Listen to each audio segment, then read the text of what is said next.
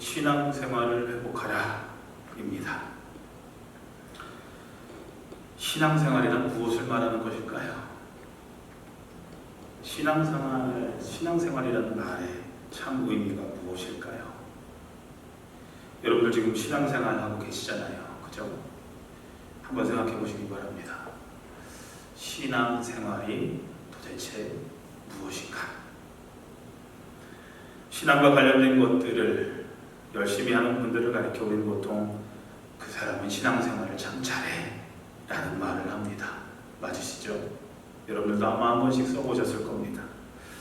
그래서 신앙에 관련된 것들, 즉 교회 출석, 성경 읽기, 기도하기, 헌신하고 봉사하기 등을 누군가가 성실하게 잘하면 저 사람은 참 신앙생활을 잘해 라고 우리는 말을 합니다. 그런데 오늘 저는 신앙생활을 잘한다는 의미를 좀 다른 각도에서 말씀드리려고 합니다. 앞에서 말한 의미가 잘못되었다라는 뜻이 아닙니다. 신앙에 관련된 것들을 잘하는 것이 신앙생활의 기본이 되는 것은 사실입니다. 그러나 거기에 그쳐서는 안 되기 때문입니다. 그래서 신앙생활이란 말의 의미를 이렇게 한번 정리해 봤습니다. 첫째로 신앙을 가지고 살아가는 것이 신앙생활이다. 둘째로 신앙생활을 잘한다라는 의미는 삶에 닥치는 많은 문제들을 신앙으로 잘 극복한다라는 뜻이다. 셋째로 신앙생활이란 날마다의 생활을 통해서 신앙이 입증되어야 한다라는 뜻이다. 맞는 것 같습니까? 신앙생활이라는 말은 신앙이란 단어와 생활이란 두 단어로 이루어진 합성어입니다. 신앙생활은 신앙과 생활이라는 두 단어가 합해진 단어입니다. 먼저 두 단어 중에 생활이라는 단어를 생각해 보면요. 생활이란 우리들이 날마다 살아가야 하는 삶의 현실을 말합니다. 우리들이 날마다 살아가야 하는 삶의 현실은 결코 쉽지가 않습니다. 온갖 문제들로 가득 차 있습니다. 많은 장애물들이 우리의 앞길을 가로막고 있습니다. 특별히 올 초까지만 해도 코로나19 감염증이 우리 삶을 이렇게 완전히 뒤바꿔 놓을 것이라고는 생각하지도 못했었습니다. 비즈니스를 닫고 직장을 잃고 하는 일 등 수많은 어려움들이 우리 삶을 여전히 가로막고 있습니다. 보통 우리들은 하나님을 믿으면 예수를 잘 믿으면 모든 일이 잘 되고 불행이 아니라 복이, 축복이 우리 삶 가운데 넘칠 것이라고 생각합니다. 그런 얘기도 많이 하죠. 예수 믿고 복 받아라. 기복신앙이 우리 기독교 안에서 너무 많아졌는데요. 그런데 하나님을 믿고 난 후에 하나님을 믿는 우리들의 삶에도 많은 시련과 고통과 어려움이 따르게 됨을 경험하게 되면 우리는 당황하게 됩니다. 예수 믿으면 잘 돼야 되는데 왜 이런 일이 나에게 닥칠까? 시냇가에 심기운 나무처럼 만사가 형통하면서 철을 따라서 풍성한 열매를 맺는 삶이었으면 좋겠는데 우리들의 삶의 현실은 그렇지 못함을 경험하며 안타까워합니다. 그래서 우리는 종종 하나님을 믿는 성도들에게 왜 시련이 닥치는가? 라는 질문을 하기도 하고 선하게 살려고 애쓰는 나에게 왜 하나님은 이런 시련을 주시는가? 라고 불평하기도 합니다. 이런 불평들을 혹시 하나님께 해보신 적 있으십니까? 저는 있습니다. 여러분들도 아마 있으실 겁니다. 그런데 우리들이 알아야 할 사실이 있습니다. 그것은요, 우리들의 삶에도 인생의 봄, 여름, 가을, 겨울 이 4계절은 찾아오게 마련이라는 말입니다. 우리가 하나님을 믿는다고 춥고 더운 계절이 우리를 비껴가는 것은 아닙니다. 성경은 이 사실을 마태복음 5장 45절에서 이렇게 얘기를 합니다. 아버지께서는 악한 사람에게나 선한 사람에게나 똑같이 해를 떠오르게 하시고 의로운 사람에게나 불의한 사람에게나 똑같이 비를 내려주신다. 이렇게 말씀하고 있습니다. 그래서 우리는 생활이란 단어만 생각하면 절망하게 됩니다. 생활이란 삶을 바라보면, 우리의 삶을 바라보면 믿지 않는 사람과 별반 다르지 않는 삶인 것 같습니다. 똑같이 아픔을 당하고 똑같이 고통을 겪고 똑같이 쓰라린 경험들을 하면서 우리는 살아갑니다. 그런데 우리들에게는, 우리 그리스도인들에게는, 예수님을 주님으로 고백하는 저와 여러분들에게는 소망이 있습니다. 그것은요, 우리에게는 이 모든 환경을 이길 수 있는 신앙이 있다는 것입니다. 세상 사람들과 우리의 차이점, 그것은 바로 신앙이라는 것입니다. 우리들의 삶이 때때로 험한 산을 오르는 것만 같을 때가 있습니다. 길이 아닌 곳을 헤쳐 나가야 할 때도 있고요. 얼음이 얼어서 미끄러워서 한 발자국도 움직이지 못할 때도 있습니다. 발 디딜 만한 곳을 찾지 못해서 위태위태할 때도 우리 삶 가운데는 너무나 많습니다. 신앙이, 우리들이 가지고 있는 이 신앙이 바로 이 어려운 환경이 닥칠 때 필요합니다. 왜냐하면 신앙은 이런 어려운 역경을 이기게 하는 힘이기 때문입니다. 우리 삶 속에 어려운 환경이 닥칠 때 왜 우리들에게 이러한 어려운 일들이 닥치는가 라고 불평할 것이 아니라 어려운 환경을 극복할 수 있는 신앙을 주신 하나님께 감사하면서 그 어려움과 고통을 신앙을 통해 이겨내야 하는 것이 바로 저와 여러분들 그리스도인이라는 것입니다. 그런데 여기서 우리가 꼭 알아야 할 것이 있습니다. 그것은요, 이 믿음, 내가 가지고 있는 이 신앙이 내가 선택하여 가진 것 같지만 사실은 하나님께서 은혜로 우리들에게 주셨다는 사실입니다. 오늘 제가 예배 첫 시간에도 하나님의 은혜에 대한 말씀을 잠깐 드렸지만요, 하나님께서 은혜로 우리들에게 이런 믿음을 주신 겁니다. 아주 작은 믿음이라도 우리들이 뭔가 해낸 것 같지만 우리들이 한 것이 아니라 하나님이 값없이 우리들에게 은혜를 주셨다는 사실입니다. 그래서 사도 바울은 이 사실을 고린도후서 4장 7절부터 10절에 이렇게 고백을 합니다. 시련과 역경을 이길 수 있는 이 엄청난 능력이 하나님에게서 나오는 것이지 우리에게서 나오는 것은 아닙니다. 우리는 여러 가지로 환난을 당해도 공경에 빠지지 않으며, 난처한 일을 당해도 절망에 빠지지 않으며, 박해를 당해도 버림을 받지 않으며, 거꾸러뜨림을 당해도 망하지 않는 이유는 하나님께서 우리에게 예수의 생명을 믿는 믿음을 주셨기 때문입니다 라고 간증합니다. 사도 바울은 자신에게 닥친 여러 가지 환난을 탓하는 것이 아니라 그러한 역경을 이길 수 있는 신앙을 주신 하나님께 오히려 감사했던 것입니다. 하나님께서 그에게 신앙을 주신 것은 이 모든 역경을 능히 이기게 하시려는 하나님의 뜻임을 사도 바울은 깨닫게 된 것입니다. 하나님을 의지하면서 신앙으로 살았던 다윗도, 하나님의 마음에 합한 자라고 칭찬을 들었던 다윗도 시편 23편에서 자신의 생을 이렇게 노래합니다. 오늘 지휘자님의 찬양이 그 내용입니다. 내가 주님을 나의 목자로 삼고서 주님만을 의지하고 살았기 때문에 하나님께서는 나의 삶을 푸른 초장과 맑은 시냇물가로 인도하여 주셨습니다. 그런데 나의 삶이 항상 푸른 초장과 맑은 시냇물가로 다니는 것은 아니었습니다.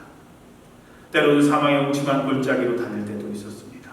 그러나 그때에도 내가 두려워하지 않았던 것은 하나님께서 나와 함께 계신다는 믿음이 있었기 때문이었습니다 라고 고백을 합니다. 오늘 우리가 함께 찬양한 찬송가 320장도 예수가 함께 계시니 왜요 시험이 오나 겁없네. 예수가 함께 계시니 어떤 어려움과 고난이 나에게 다가와도 겁이 나지 않는다라고 찬양하고 있습니다. 시련과 시험은 항상 우리의 삶 가운데, 우리 생활 가운데 다가오지만 우리가 그 모든 것을 능히 이길 수 있는 비결은 바로 예수님께서 우리와 함께 하신다는, 저와 여러분들과 함께 하신다는 신앙이 우리에게 있기 때문이라는 고백입니다. 오늘 본문 말씀에는 신앙을 가지고 어려운 삶의 현실에서 승리하며 살았던 많은 신앙의 선배들의 이야기가 나옵니다. 오늘 보면 34절과 35절을 보시면 믿음으로 그들은 나라들을 정복하고 정의를 실천하고 약속된 것을 받고 사자의 입을 막고 불의 위력을 꺾고 칼날을 피하고 약한 데서 강해지고 전쟁에서 용맹을 떨치고 외국 군대를 물리쳤다라고 고백하고 있습니다.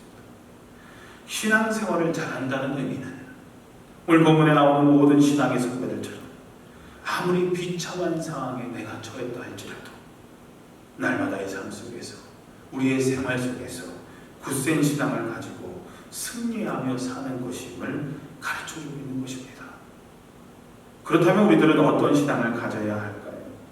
어떤 신앙이 우리들로 하여금 어려운 삶의 현실을 능히 이기며 살게 할까요? 첫째로 우리들이 가져야 하는 신앙은 하나님께 대한 절대적인 신뢰의 신앙입니다. 하나님을 향한 절대 신앙이 우리들에게 필요합니다. 예레미야 29장 11절에 보면 나 여호와가 말하노라 너희를 향한 나의 생각은 내가 하나니 재앙이 아니라 곧 평안이니 너희 장래에 소망을 주려 하는 생각이라 라고 말씀하십니다. 아무리 우리가 삶 가운데 우리 생활 가운데 고통 중에 있더라도 우리를 향하신 하나님의 이와 같은 사랑의 마음을 알게 되면 절대로 우리는 절망하지 않을 수 있다는 것입니다. 오히려 하나님은 이 모든 과정을 통하여 우리들에게 더 큰 평안을 주시기를 원하시며 더 큰 소망을 주실 것이라는 확신이 생기기 때문입니다.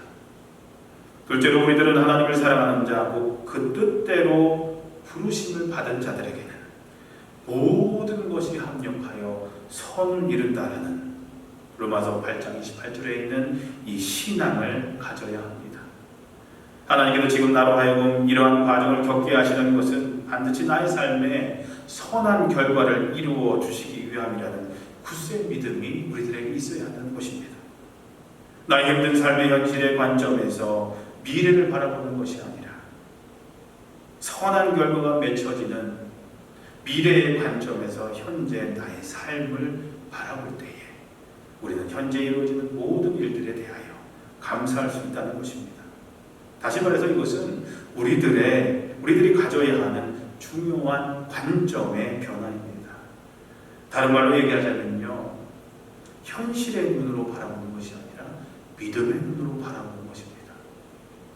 현실의 눈으로 바라보면 불평밖에 나올 것이 없습니다. 하지만 하나님을 향해서 우리가 비전을 품고 꿈을 품고 믿음의 눈으로 현실을 바라볼 때 우리는 소망을 가질 수 있는 것입니다. 현실의 눈으로 보면 여전히 절망적이지만 믿음의 눈으로 현실을 바라볼 때 우리 안에 소망이 싹틀 수 있는 것입니다. 사도 바울이 여러 가지 역경의 자리에서 승리할 수 있었던 비결이 바로 여기에 있었습니다. 로마서 8장 18절에 나는 현재 우리가 겪고 있는 고난은 장차 우리에게 나타날 영광에 견주면 아무것도 아니라고 생각합니다 라고 고백합니다. 바울은 장차 나타날 미래의 관점에서 믿음의 눈으로 현재 당하는 고통을 바라보면서 현재의 고통을 능히 소망으로 이길 수 있었던 것입니다. 우리들이 가져야 하는 신앙, 첫째로 하나님에 대한 절대적인 신뢰의 신앙입니다. 둘째로 우리들은 하나님을 사랑하는 자, 곧 그 뜻대로 부르심을 받은 자들에게는 모든 것이 합력하여 선을 이룬다는 신앙을 가져야 합니다. 그리고 마지막으로 우리들은 고통을 당할 때에 하나님께서는 우리들을 그저 고통 중에만 내버려 두시지 않는다는 믿음이 있어야 합니다. 고린도서 10장 13절에 이렇게 기록되어 있습니다. 사람이 감당할 시험 밖에는 너희에게 당할 것이 없나니 오직 하나님은 미쁘사 너희가 감당치 못할 시험 당함을 허락지 아니하시고 시험 당할 즈음에 또한 피할 길을 내사 너희로 능히 감당하게 하시느니라. 살다 보면 어려운 일을 겪을 때가 많습니다. 많은 문제에 봉착할 때가 있습니다. 그리고 그 문제들로 인하여 쓰러질 때도 많습니다. 그러나 우리를 사랑하시는 하나님은 우리로 하여금 완전히 쓰러지게 하시는 것이 아니라 하나님께서는 조금 전에 인용한 고린도전서의 말씀처럼 우리가 시험 당할 즈음에 분명히 우리 삶 가운데 피할 길을 열어주시사 우리들로 하여금 능히 그 시험을 감당하게 하실 줄로 이제 말씀을 정리하겠습니다. 우리가 가지고 있는 하나님을 향한 믿음, 신앙을 우리 삶에, 우리 생활에 적용하며 사는 것이 신앙생활입니다. 여러 방법으로 우리는 하나님을 향한 믿음을 키울 수가 있습니다.